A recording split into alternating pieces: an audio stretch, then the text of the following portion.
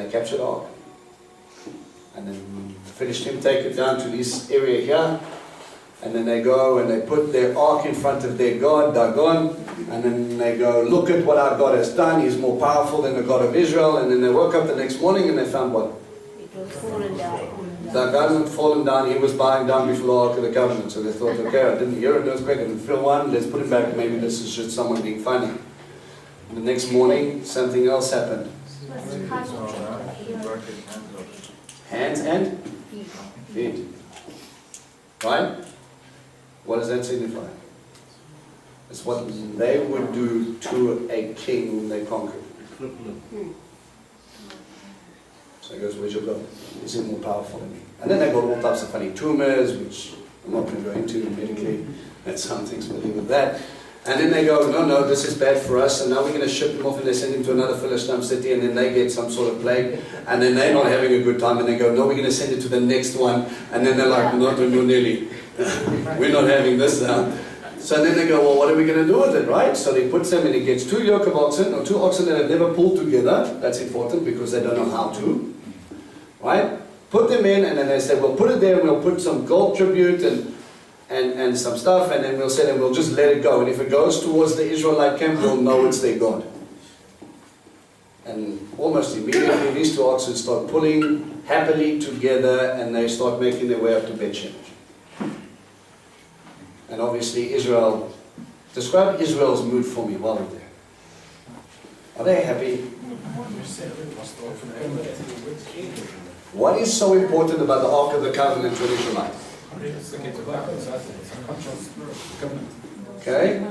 Remember, without the covenant, you cannot have deed or title use of the land that's part of the covenant. How long will we have before he kicks us out? Who brought us into the land? God himself. Remember, it was the ark that stopped the Jordan.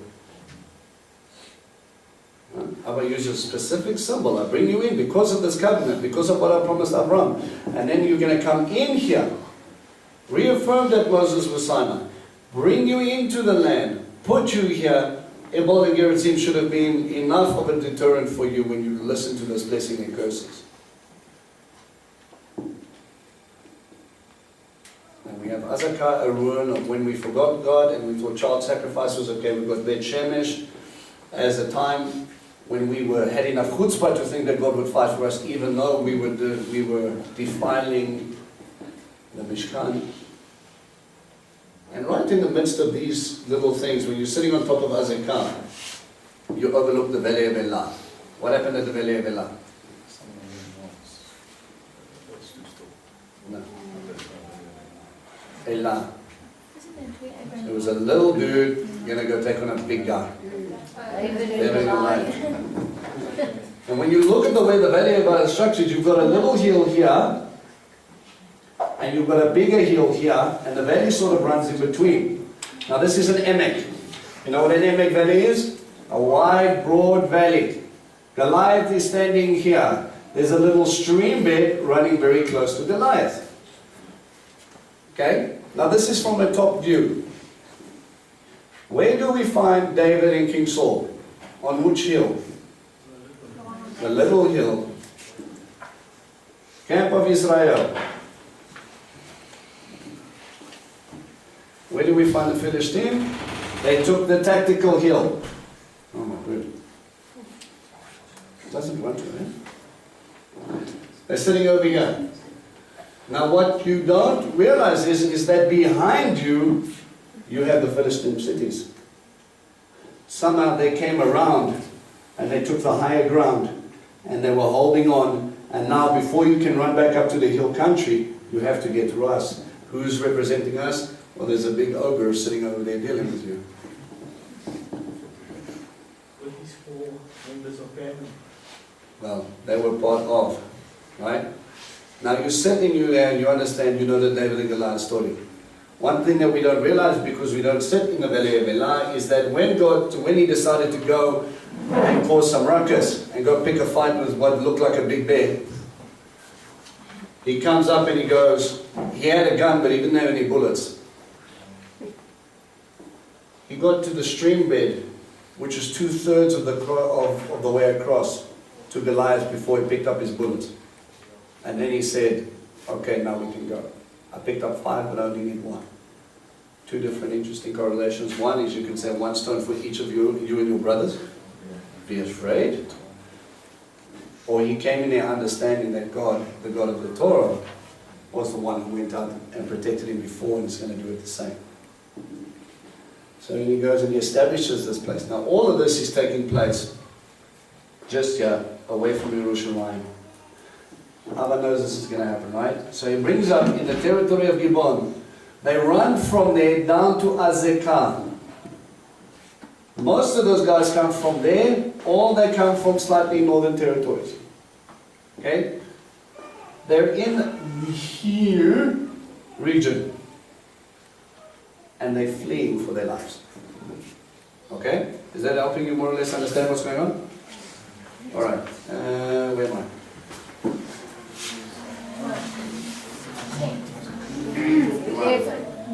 11 in my Bible. As they fled before Israel down the road to Beth Horon, Adonai threw huge hailstones down on them all the way to Azekah, and they died. More died because of the hail than because Israel had killed them with the sword. So, Abba does something interesting. Revelation students, pay attention. We've got a guy fighting a battle coming up against people who make a coalition or with the people who align themselves with God. Right? All of a sudden, what some seem as a plague, which show up later in Revelations, God fights the battle for them. Who do you think he's taking on with the hailstones? They're gods. Same as Pharaoh. Revelations, same story. Then on the day Adonai handed over to the Imori, to the people of Israel, Yehoshua spoke to Adonai in the sight of Israel. He said, sun, stand motionless over Gibeon. Moon, you too, over Ayalon then. So the sun stood still and the moon stayed put, till Israel took vengeance on their enemies.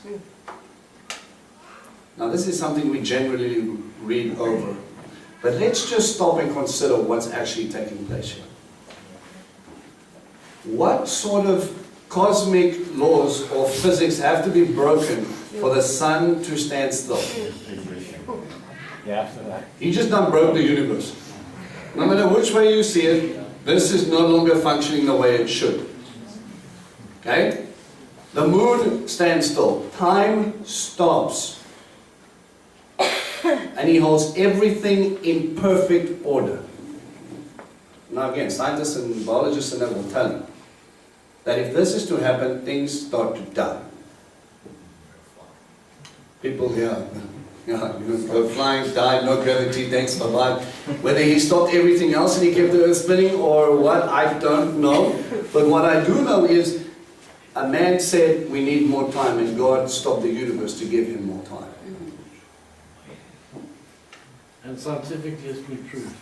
Yeah. They've actually gone back and they've actually seen that there was 700 BC or so right there. there was something in the calendar that said that there was many more hours of sunlight than there was supposed to be. It's an interesting study. This is what is written in the book of Yashar. The sun stood still in the sky and was in no rush to set for nearly a whole day. It gives it virtually an extra 24 hours. There was never been a day like that before or since when Adonai listened to the voice of a man. It happened because Adonai was fighting on Israel's behalf. Now I stop and I go, wow. And then I stop and I go, but they put their foot in something they shouldn't have, and God pulls out one of his biggest miracles in all of Scripture to reinforce a covenant to people that wasn't supposed to be there. What did that mean to Gibeon?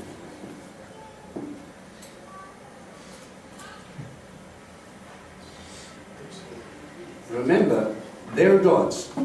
Have their gods ever heard from a man and acted like this? Now all of a sudden, the Creator stops everything to honor a covenant that he told them not to go into.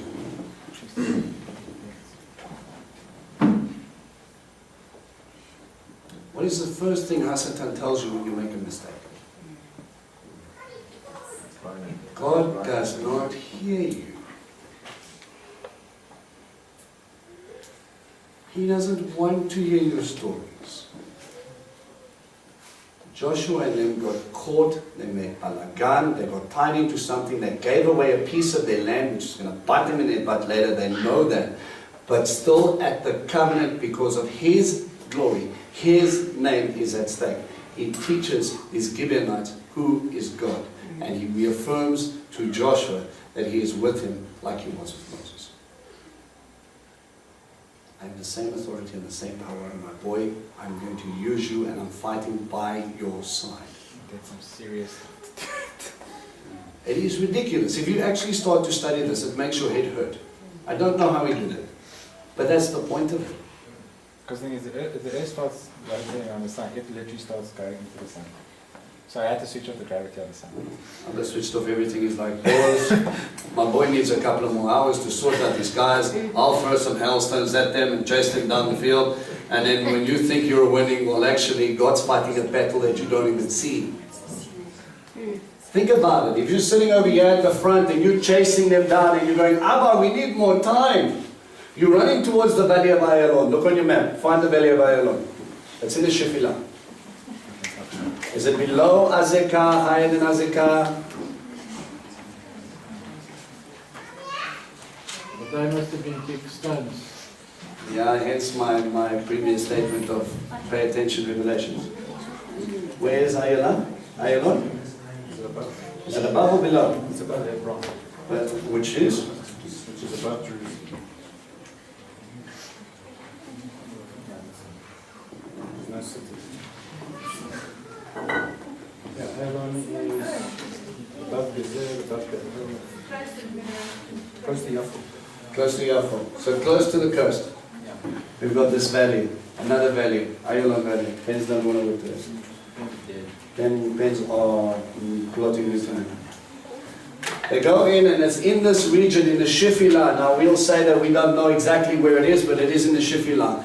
In a bread basket, in a place like Revelations. Megiddo is where? Up north. What valley is it in? Jezreel Valley. Right. Also one of the most fertile. It's the same picture of something that's going to take place. Okay? You guys carry on looking. I'm going to read a little bit more. Where am I? 15. Thank you. Yeah. Joshua returned with the men of Israel. No, we did that. They like that before we read that. 1:15. Joshua returned with all Israel to the camp at Gilgal. But for those 5 kings, they fled and they hid themselves in the cave of Makkedah. It was reported to Joshua that the 5 kings had been found hiding in the cave of Makkedah. Funny. What does that sound like to you in Revelations? When they go into the cave and they say, we need to cover up so that he can't see us. Interesting. Joshua said, roll big stones over the mouth of the cave and put men there to guard it. However, you don't wait, but keep chasing your enemies and attack those furthest in the rear. Don't allow them to return to their cities because Adonai has handed them over to you. After Joshua and the people of Israel had finished killing them off in a very great slaughter till they had been destroyed, and the remaining remnant had entered their fortified cities, all the people returned safely to Joshua at the camp at Makkedah. So no one said a word against any of the people of Israel. And Joshua said, open the mouth of the cave and bring those 5 kings out to the cave to me. They did it. They brought the 5 kings out to him, the kings of Jerusalem, Hebron, Yamud, Lachish, and Eglon.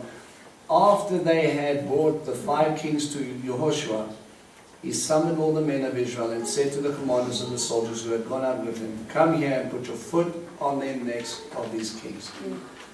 And they came and put their feet on the necks. That's interesting. Why?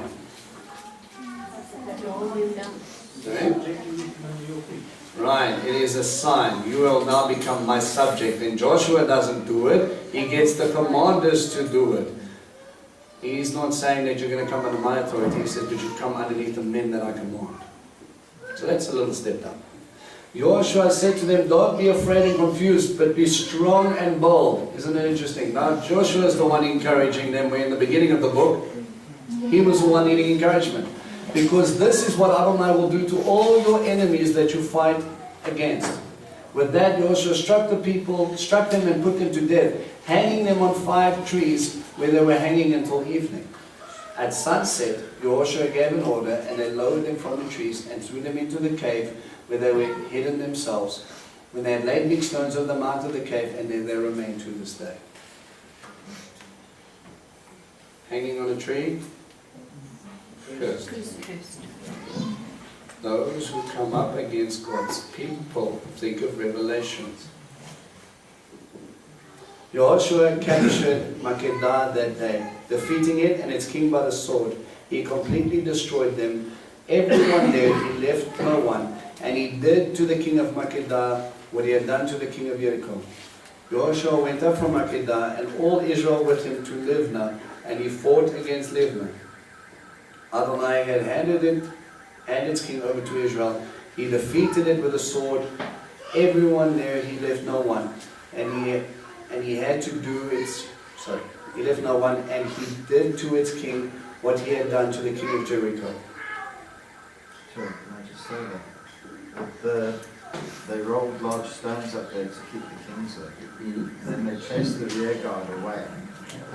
Yeah. Then when that was finished, they came back, got the kings, did that whole ceremony. Yes. Then only attacked the city of Makkedah. Yeah, they're going to So they had all that time to actually get away, to run, to plead for mercy. Nothing. But that's the thing, they've made the decision to fight, right? So that's what's going to happen. What was interesting to me is that the Canaanites didn't even bother with it. They weren't in the rest Yeah, remember, you've got some division. What we don't see here is who's the king of the region in Israel as they're coming to face. You hear of different kingdoms, right? The Philistine are 5 kings that sort of appear. They what we understand is they come from. It's a possibility they come from Greece's side, and then they set up base there. We hear of the Emori, you hear the Yavi, you hear of this, you hear of that. Who are the most powerful in the time of Joshua?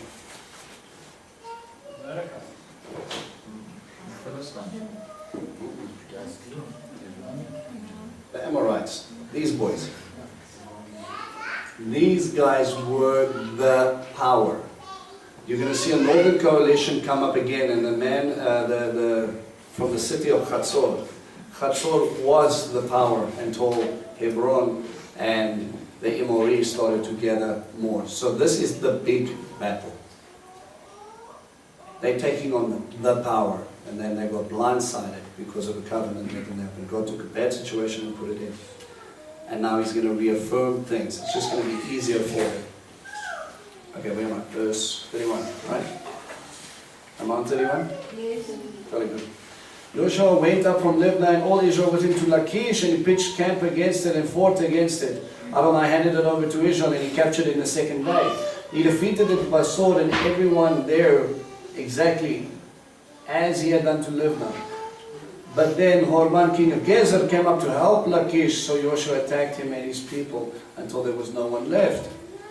Joshua went up from Lachish and Israel with him to Eglon and pitched camp against it and fought it. They captured it that very day.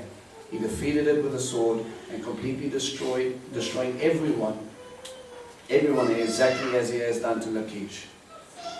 Joshua went up from Eglon and all Israel with him to Hebron, and they fought against him and they captured it, defeating with a sword, including its king, its villagers, and everyone there. He left no one exactly as he done to Eglon, but completely destroyed it and everyone there. Joshua turned back to all Israel with him to David and fought against it. They captured it and its kings and all his villages, defeating them with a sword and utterly destroying everything there. He left no one. He did to David and his king as he had done to Hebron, as well as what he's done to Libnah and its king. So Joshua attacked all the land, the hills, the Negev, the Shephelah, the mountain slopes, and all their kings. He left none, but completely destroyed everything that breathed, as Adonai had ordered, the God of Israel. Adonai, the God of Israel, had ordered. Joshua attacked from Kadesh Barnea to Azza and all the land of Goshen, as far as Givon.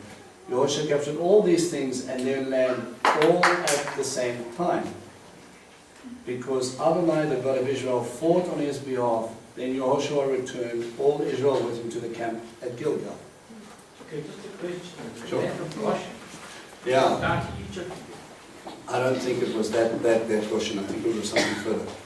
Something close on the road probably to Goshen. If you look at Kadesh Barnea, that's where they believe that the spies came out of, right? They were supposed to go up into that area. And he's saying that they probably took the territory into that area. But I don't believe all the way down to that Goshen, right? That wasn't part of the promised land anyway. What did you notice there when you talk about battle after battle after battle? What was the resounding sort of thing? Well, I can say, it sounds like what they achieve probably in a year is what most conquering armies will take their whole lifetime. Right. It's like one win, it doesn't work like that in Right. history. Absolutely. You lay siege. How long should a siege last? Months, weeks. Yeah, sometimes years. And what happens? And they conquered them in a day. Lachish, in a day. You barely walk Lachish properly in a day. Now you must come up from all sides. You know what I'm talking about. You go up those mountains and you're going to walk from the bottom there. You're not even going through the wall. And you can literally probably spend an hour and a half there just walking up the side of Aram and coming up to the palace and then going to where the signal fire was. Now I have to march up there, I have to kick down their front door, I have to drag whoever's out there, I have to plunder, I have to do that and destroy that all within a day. Yeah, but the king of Assyria couldn't even do that in a day. And he had the most serious army known to man. Okay, granted, Solomon probably fortified it slightly. Gave it little thicker walls, but still it was a natural fortification. This thing is sitting on a hill. So Abba is going victory after victory, victory after victory, victory after victory, supernaturally defeating it faster than he should. Breaking down barrier after barrier after barrier. Giving you more spoil after everything. And as you grow, as you see this victory after victory, what is that supposed to be doing for Israel? Establishing them, starting to see some fruit of the inheritance. Remember the first problems were all about, can I have some extra? All of a sudden these guys are getting a whole bunch of extra. And they're coming in, but most of all, how do you think their faith is growing? Remember, this is the generation after the guys at Sinai. Remember? Sorry, the generation after Sinai. what? Right? They were at least the youngins. They never saw the major miracles in Egypt. Now all of a sudden they're going through miracle after miracle, miracle after miracle, miracle after miracle. Can we count on God to give us the rest? Absolutely. There are so many times in your spiritual walk where in the beginning you will get victory after victory after victory after victory. And then there will be silence for a time. And then you come up with a little battle, and then we start to get nervous. The previous victories are there to bolster your faith for the time when you have to fight again. That's what you can rely on. He doesn't change. And you're sitting over there, after all that conquest, you've just basically conquered the southern region. And then he takes them. We don't take on the Philistine, we don't set up cities and whatever like that, we don't do that. No, he marches them all the way back to Gilgal. And then he says, sit down, we need to spend time. What is it about Gilgal the entire time that he brings them back to? Think about it. Because that's where you reopen the covenant with the Covenant people in a covenant land, and because of his promise to Abraham, Yitzhak, and Yaakov, he's fighting alongside them, honoring his side. Don't you ever forget the fact that you're here for that reason. People who have gone before you, their entire life is a dedication to me. That's what got you here. That's what he's establishing. And as you're walking in that authority, in those promises, there was a long road, and that should be a humbling experience. How many hundreds of years to get you to this point? What has God had to do to get you here? This is no longer your story. It's these stories and these parallels that are linking together, and when you look again and when you start to go into Revelations, you see someone who is a counterfeit coming up against God's people, and they are going to go. Guess where he's going to establish himself? Where does the Antichrist do? In Jerusalem, right? And he's sitting in the temple and he says, I am God. Well, that's kind of funny. Which one? You will worship me, you'll bow down to me, you'll do all those things. And here we see counterfeit after counterfeit and parallel after parallel when there's inheritance that God is trying to establish, is going into what God is going to fully establish in Revelations. Okay? Any questions, any thoughts? No, happiness. Okay. Prayer time is happy time.